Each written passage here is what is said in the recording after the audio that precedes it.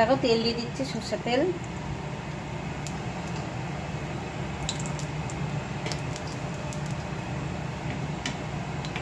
দিয়ে দিচ্ছি,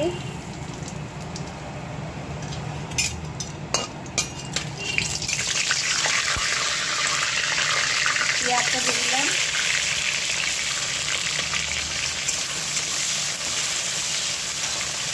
এবার দিয়ে দেবো আলু, চিকেন, সব টমেটো একসাথে। দেখো সব একসাথে দিয়ে দিয়েছি।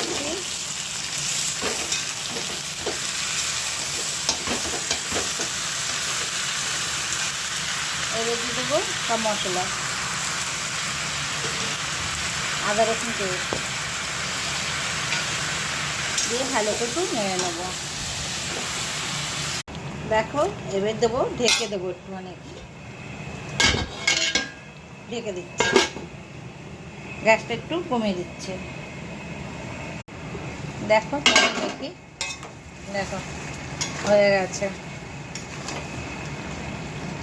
আজকে আর জল দিইনি, চিকেনের যেই জলটা বেরোয় সেটা দিয়েই কষাচ্ছি।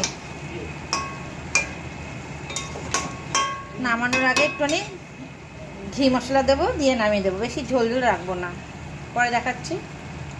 দেখো হয়ে গেছে, এবার নামিয়ে ফেলছি। দেখো আমার মাংস রেডি, কেমন হয়েছে কমেন্ট করে বলবে। টাটা।